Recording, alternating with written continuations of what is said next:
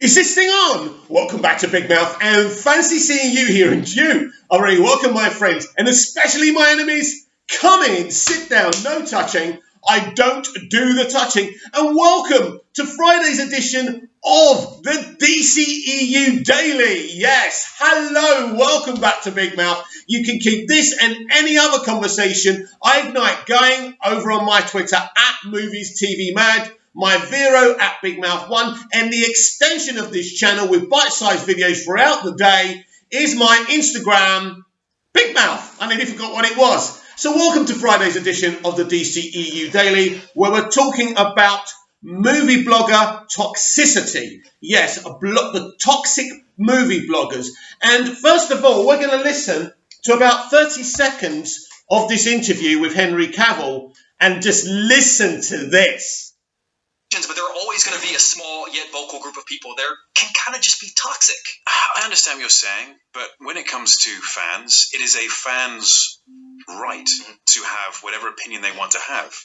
And people are going to be upset because, especially when we're talking about books or games, because you're never going to be the exact person who they had in their head or who they played on Witcher 3, for example. I don't necessarily consider that toxic. I just consider that passionate. And it's something which I have obviously had to come to terms with. But there are always going to be a small yet... Well. Yes, this interviewer is interviewing Henry Cavill. He's been in so many different things already in his young career. He's played Superman, the biggest fictional character, the biggest Superman, the biggest superhero of all time. But no, he wants to ask, you can ask him anything he wants. Jesus Christ, the guy even talks about the Snyder Cut, something his people have told him he should talk very briefly about because they want to steer clear from that subject, right? But no, he asks him about toxicity, fan toxicity, toxic fans, right? So, amazingly, Henry comes back. Because guess what? Henry's a gamer. Henry's a fan like you and me. He's a comic book fan, right? He loves it. Mostly, he's a gamer. So he has opinions about who should be playing those characters as well. And he says it beautifully. But the thing is, with these bloggers, they think they're the only ones who should have opinions. And their opinions are so toxic. They're the problem, not us. Let me tell you something, right? Let me tell you something about playing games or watching films or binging a TV show. Do you know why we do it? Escape. We live ordinary lives, mundane, mediocre lives. I lost my mother this year. I need an escape. You need an escape. These films, these TV shows, these comics mean everything to us. But to you bloggers, it's just a job. No, you are not fans. Don't sit there to Henry Cavill saying, I love Man of Steel. I've seen it 36 million times. I think you're amazing. You are a liar. You don't care about films. You don't care about comics. You're not gamers. You are just here for the bread. You're here to suck away our love and passion for these things. And every time we don't agree, like if we didn't like The Last Jedi, right, you decided that we're the bad ones. When Brie Larson was on stage in front of the media and was toxic towards white men in their 40s, that was okay. And we didn't. We were the toxic ones for responding to that. But she wasn't the toxic one for starting that very racist and sexist conversation. Do you understand what they do? Instead of talking about films and comics, that's not enough for them. No, they have to call us toxic fans because we have opinions. And Henry said it perfectly. People have the right to have these opinions. Guess what? Because we're the customer and we're paying. Without us, bloggers, you have nothing. But we are going to stay on the theme of blogger toxicity, toxic bloggers. We're going to keep on talking about this because Zack Snyder dropped a big bomb last night and it was beautiful. Yeah, now this was amazing. So the night before we had the whole thing about is it real, is it complete? Of course it is, right? So I thought it was, you know, after you've had a skinful to drink and you've got a hangover and you're not in the mood. That's what I felt yesterday was going to be. But no, Zack Snyder was hunting around Twitter, and we know how rarely he posts on Twitter. I mean, this was beautiful. This is movie blogger. Basically, he's more of a box office analyst, Scott Mendelson. Very political, very ultra-left, very political. He judges movies on their politics. And we'll talk about him in a minute. But this is what he said. This is almost certainly an assembly cut, which is always excessively long because that's what an assembly cut is. Again, we got someone here who has no knowledge of films. He's just a box office analyst. He's a number cruncher. And his arrogance and his ignorance pose something pathetic. But Zack Snyder has found the opportunity he's been waiting for. And this is what he does in a quote tweet. Scott Mendelson, the assembly cut was nearly 5 hours long. I'll say it again. It's so beautiful. It's one of those moments, right? Where it's like when Kennedy was shot, which was obviously depressing, but this is actually quite funny. The assembly cut was nearly 5 hours long. It's like someone saying something when you're down the pub with them, and then you say something to silence them. Now, Scott Mendelson came back with a few little kicks, but it's not going to work. Zack Snyder's not going to reply to you again. He's made his point. He's exposed you, Scott. He's exposed all of you. Because every time Zack comes with definitive proof that this film exists and it's completed, you have to say something. You are not satisfied with saying the Snyder Cut is ready. And you know why? Because movie bloggers and pundits are the voice of the studios. That's the thing. But I've got more for you. We all know John Campion, right? We all know John. John has been very successful. He started off at Collider. He now has his own John Campion show. He's very good at what he does. But he's another toxic blogger. Let me read a couple of his posts. And let me ask you if this isn't toxicity. We are focusing today on blogger toxicity, right? Because this is important. They're so ready to call us toxic just by having constructive thoughts. So let's turn the tables on them today. And let's see what they say. I'm not telling you to think they're toxic. I want you to comment down below and let me know what you think about this. All Snyder has to say is, I have 100% post-production completed film that is ready for release tomorrow, and that would be the end of it. But he's never said that. He has an edit, probably locked with some post done, but that's it. Would honestly love to hear him say different. Right, let me respond to this post. Now, I've responded to John's post multiple times, by the way. He doesn't respond directly, but he'll put something towards all of us when he wakes up in American morning time, right? So forget that. So you don't remember SnyderCon, John, don't you? It is ready. It is done. It is up to Warner Brothers. Zack said those very words. Those very words. They are the same words as him saying to you, John, basically, I have 100% post-production completed film that is ready for release tomorrow. He's told you that, John. It is ready. It is done. It's up to Warner Brothers now. And you know damn well, but you know what? You wanted some of that beautiful Scott Mendelson attention that Zack gave Mendelson, right? So you were hoping to make a controversial statement and get you're not going to get a war of words with Zack. That's not what he was doing to Mendelson. He was making it clear that he has a finished cut of his film. Now you keep on kicking and screaming, John, and your other geezer who's on there with you, but your lies and this is what I'm talking about. The studios are the voice. The bloggers are the voice of the studio, right? We know this. They cannot be trusted. Critics are the voices of the studios. We're not talking about Barry Norman back in the 80s, who was an independent reviewer. He did the film 85 or whatever it was that year, right?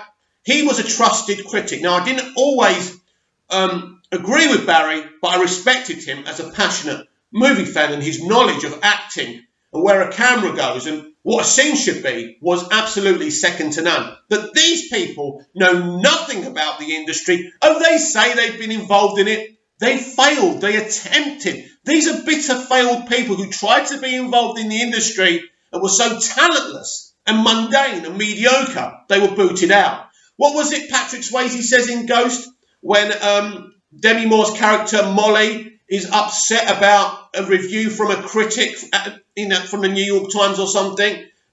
He says, probably just some frustrated failed artist with pimples. That's exactly. This is what these people are. And they all have verified check marks. Why? What is important about John Campea? What has he achieved? Oh, he's been on Collider. He's got 100,000 followers or whatever. So what? Why does this guy need to be verified? Why does that blue tick makes you look like you're important, that you're the only one? But who cares about John Campea? But he's there. He's the voice of the studio. And this is the problem. So let's just reiterate what he said. All Snyder has to say is, I have 100% post-production completed film that is ready for release tomorrow, and that will be the end of it. But he's never said that. He has an edit. Look, he speaks with fact, and he doesn't know the fact. He has an edit, probably, locked with some post done, but that's it. Would honestly love to hear him say different. He has said different, and I've already discussed this. But then he gets even more toxic. In other words, unless Snyder says otherwise, people need to stop asking WB to release the Snyder Cut and instead ask them to finish and release the Snyder Cut. Oh my God, you are pathetic because you are just begging for a response from Snyder and he's not going to give it to you. Do you understand? By sitting Mendelsohn down, he has sat all of you down. And this fight has been 2 years, not just against Warner Brothers and people like Sujihara, right? But people like you, John, who have done a great job in becoming successful, becoming a little bit internet famous and making yourselves loads of green. And that's great. I congratulate you. But this is toxicity of the highest level. And here's his final post.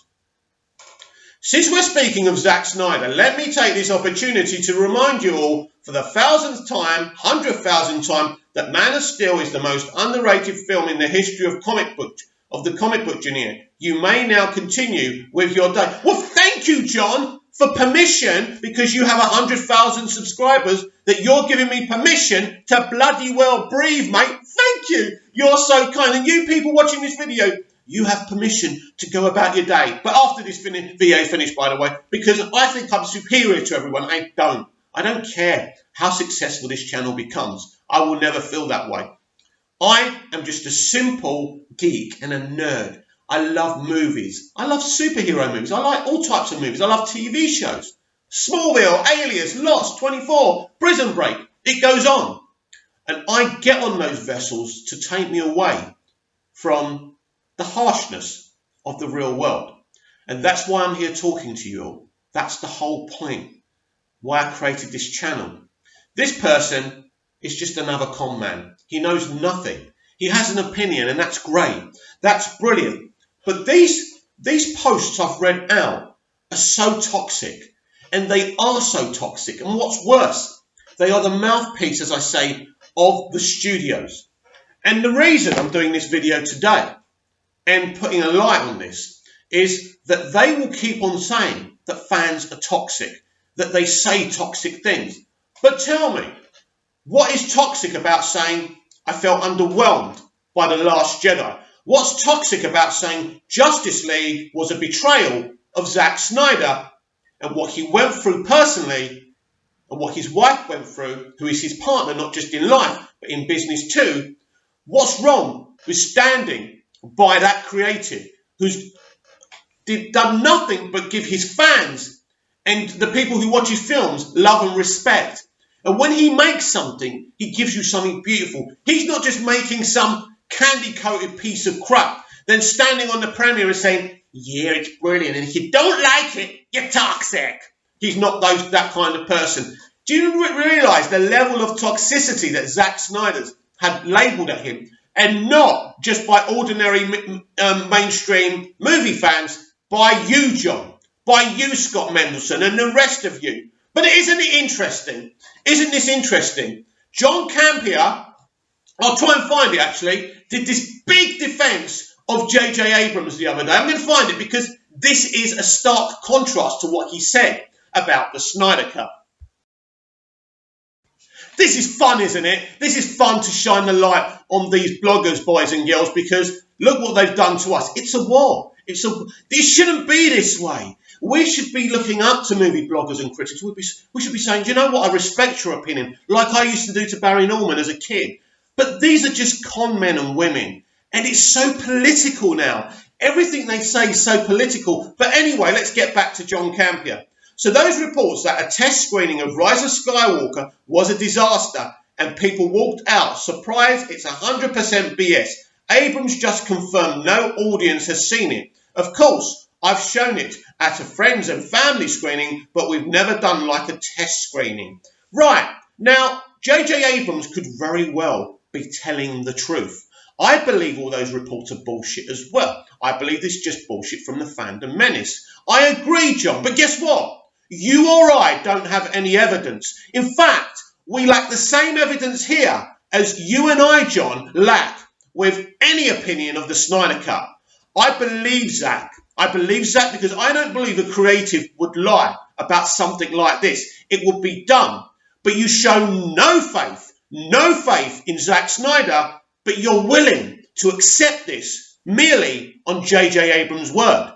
But by the way, so am I, because I trust J.J. and I trust Zack. So I'm giving faith to both directors. And here we are here, right? Here we are here. He has no faith in Zack Snyder. He wants Zack Snyder to come out and say that he has 100% completed edit with CGI and music all ready to go. Otherwise, he won't believe him. But when JJ says it's BS, that's it. It must be true. Total faith in JJ. What's the difference? What's the difference, John? Why are you willing to give, the benefit of the doubt to J.J. Abrams, which I am as well, by the way? I think the bullshit that the fandom menace have come out with just to stop us from going to, so we can boycott the Rise of Skywalker is pathetic. And I agree, John. I totally agree. But why can you show faith to one creative and not to another? What is your beef? What is your problem with Zack Snyder? Is he, I don't know, maybe he's not ultra-left. Maybe he's not moderate left. Maybe he's a right-winger. Maybe he's a right-winger. What's your beef? You see, I don't judge people politically. I'm on the moderate left side of the political argument. I will be voting Labour on the general election. But I don't look at people politically. I look at people individually and what they put to the table. And Zack Snyder's achievements are as awesome as J.J. Abrams. Now, J.J. Abrams has created multiple TV shows, so he's had more major successes than Zack. But at the end of the day, I respect Zack for the few movies he's made, like I respect J.J. for what he's achieved. When he says the Snyder Cut is ready, I have faith. When J.J. Abrams says there's no test screenings, I have faith in J.J. Abrams. And I always will, and I hope he does do Man of Steel 2 or some kind of Superman movie. But John Campea has no faith in Zack Snyder because there's an agenda. This is the man who turned out and said that Mary Poppins was going to whip Aquaman's behind, right? Because that's what he wanted. He wanted Aquaman to be, it was the first film after Justice League, which was a flop, and he thought this will make a great story. Oh my God, Aquaman's going to flop. It's all over for the DCEU. We can keep on talking about bullshit about the DCEU being rebooted again, can't we? Oh my God, we're going to get so many hits and likes. Oh my God, money, money, money. Because as I've already assured you, these people do not care about film, escapism, storytelling. These people are fraudulent. So he backs one director. This is all political. And let's go back to Scott Mendelson, a man who was retweeting toxic posts about the Joker because it offended his political sensibilities. Basically, it starred a man, it was about a man, and he was asking to show sympathy and compassion to a mentally ill character who happened to be a man. So Scott Mendelson was retweeting ultra-left, horrible posts about the Joker. But suddenly those retweets stopped when he saw the box office, of course, because these people are survivors. Now, he's hoping we forget about those retweets, but I'll never forget them. Never. And I kept quiet at the time because I knew this film was going to be successful because I saw the test screening and I knew it was brilliant. And I warned you all that these people would come after the Joker because they would start. And I told you what they were going to say, that Todd Phillips is a Trump supporter, right wing. I don't care who Todd Phillips supports. He's a great director. He made an amazing DC film that's has put DC on a different part of the CBM map. And that's amazing. And this is only the beginning, as we all know. But in closing on this subject, what Zack Snyder identified last night with what Mendelsohn said and sat him down so beautifully, I laughed. I laughed so hard. The more I read it, the more I thought about it, the better. It was just amazing. It was so simple. It wasn't a big sentence. It wasn't a monologue. He didn't insult him personally. He just said, well, actually, the assembly cut was 5 hours. Not only is it true, not only does it sit him down, it's fucking hilarious. And Zack Snyder, you are fantastic. It's about time we identify the toxicity in movie talk, in movie media, in access media. They are so toxic, and all they can talk about, they asking creatives about toxic fans, when all we care about is watching good films, but all they care about is politics and kissing the right backside. You tell me, you've heard what I've read today. Who are the toxic ones? The fans or the movie bloggers? I'll leave that for you to decide. Woo!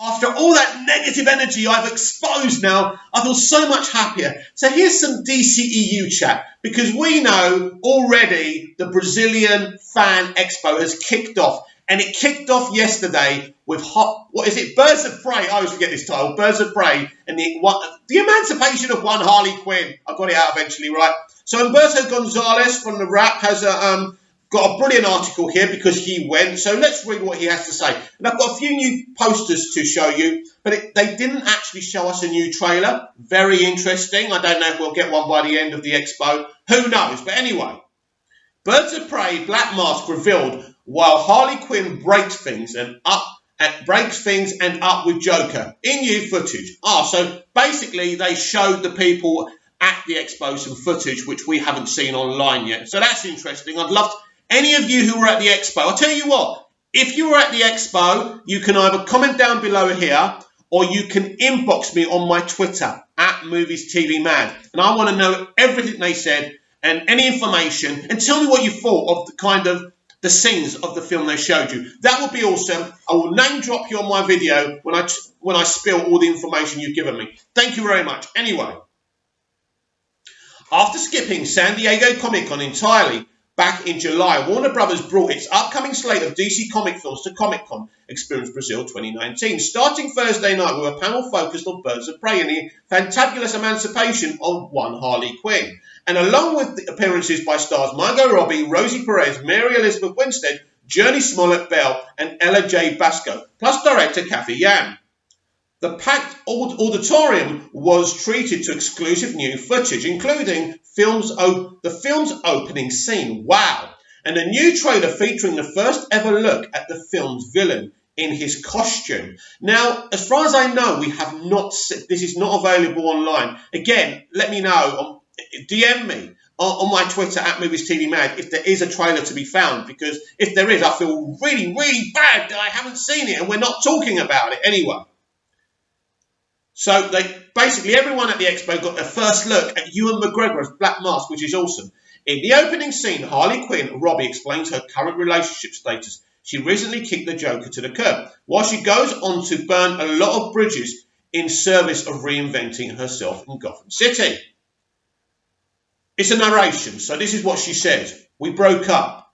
Mr. J was super broke up about it, but Harley continues. She's got an amazing new place that was all mine, where she has the space to reflect on the mistakes of my past.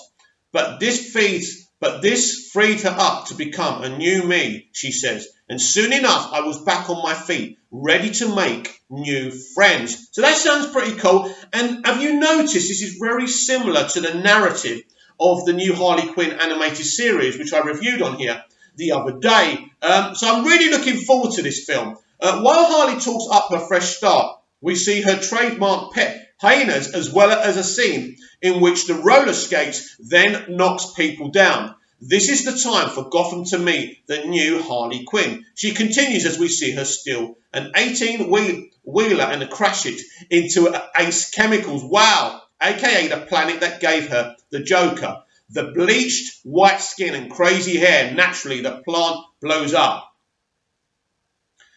It was the closure I needed, Harley says, as we see a massive Joker green explosion while she walks towards frame. The footage was followed by quick bumpers featuring the other birds of prey.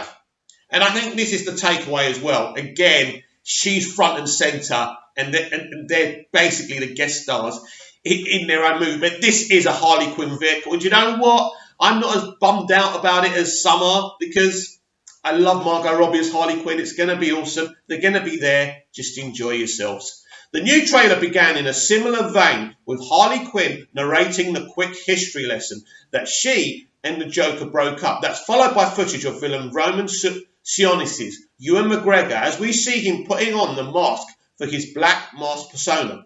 It's not a party without a little drama, right? Roman asks while we see that his costume is pretty much straight out of the comics. Wow! And this is what the DCEU and DC movies are doing underwater Armada now. Very loyal, very copy and pasting the comics now, which I think is very important for the future of DC films, and that's how I feel personally.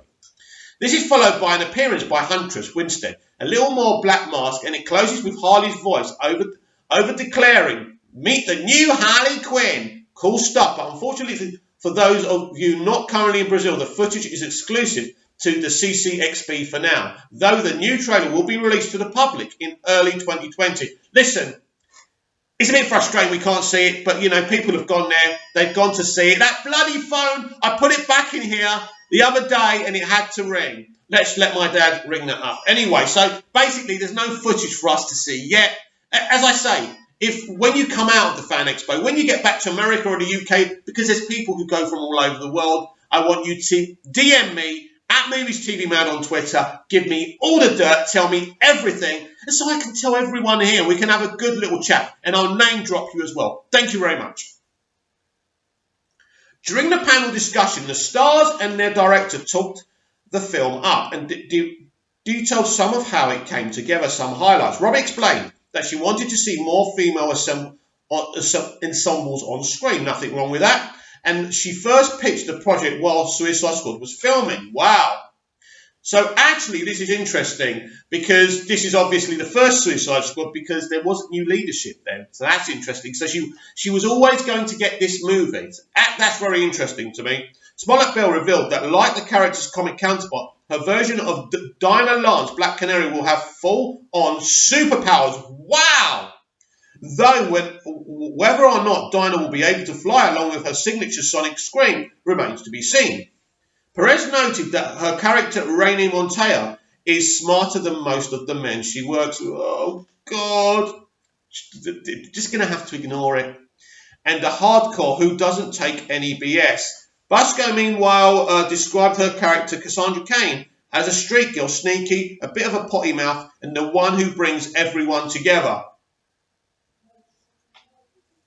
In Birds of Prey, Robbie once again plays former Joker accomplice Harley Quinn, now teaming up with Black Canary, Smollett Bell, Huntress Winstead, and Renee Montoya Perez to stop the villain Black Mask, Ewan McGregor, before he can have Cassandra Cain, Basco, murdered.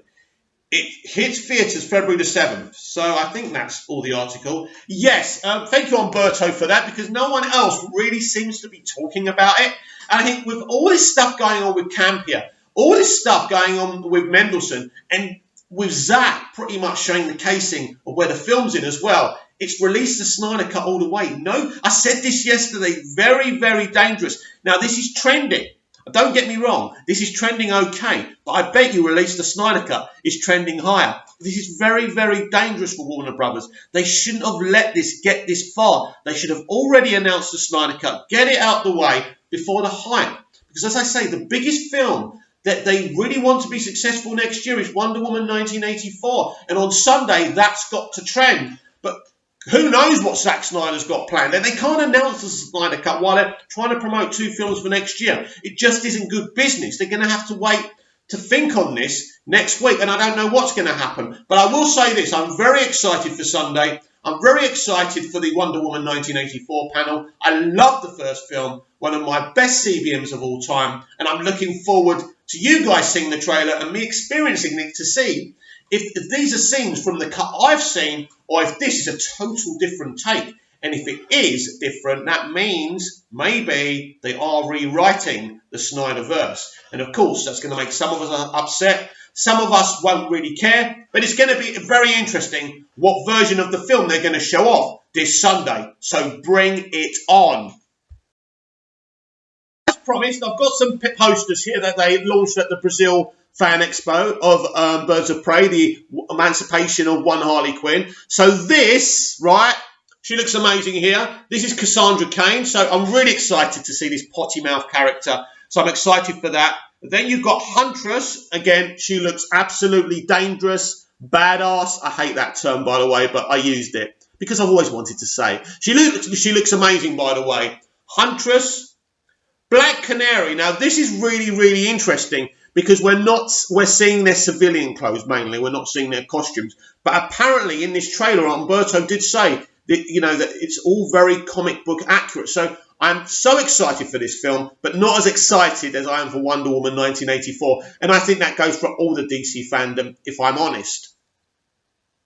And here is the main person. This is our Harley. This is Margot as Harley, and she's absolutely amazing. So as I say, I'm really excited for Birds of Prey and the emancipation of one Harley Quinn. There was a couple of woke things there saying that she's stronger than any man, but basically, as I suspected, this is Warner Brothers. They're not going to go at the SJW thing too strongly because at the end of the day, the female representation is already there. You don't have to keep on getting Harley's baseball club and bashing us over the head with it. We are going. Men and women will sit there. Unlike Captain Marvel, where only men went to see that movie, men and women both will be sitting there, seeing these women represented wonderfully in a DC film. And that is positive representation. And that is the kind of representation I approve of. Now, we have some very interesting words from Chris Terrio, haven't we? And I think I spoke about this yesterday, but I want to allude to this a bit more because this kind of hints that maybe in a couple of months, the Snyder Cut would have already been announced. Because Chris Terrio has been speaking beautifully about Star Wars. Look, Chris Terrio has written. He has got a beautiful mind, and he has absolutely got a beautiful Star Wars vision for the Rise of Skywalker. And I can't, look, I won't say anything else, but it's going to be amazing. I think people are this screenplay could win an Academy Award. It's that good. But anyway, right? So he keeps on being asked about the Snyder Cut, and he says in a couple of months we can sit down, and he says he's got a lot to say about it because he said he's never spoken about this before. So if he's talking about a couple of months, is that because he can talk about it because he'll be promoting, he'll be marketing the Snyder Cut? Maybe a couple of months is a long time in movies, in TV and entertainment, and in movie fandom. Maybe in 2 months he'll be able to talk about it fully because he'll be marketing the Snyder Cut because it would have already been announced. Hey, who knows? Fingers crossed, everyone. Don't listen to Campia. Keep on hashtagging release the Snyder Cut. We don't need any more evidence than Zack Snyder telling us it's ready, it's complete, and it's up to Warner Brothers, as he said on SnyderCon. So please like, share the video, subscribe to the channel if you like me. If you don't, subscribe anyway. You can create a dartboard of me and throw darts. But it's going to be awesome, right? So you should definitely subscribe. Please share the channel, and I'll be back tomorrow with more DCEU Daily. See you later.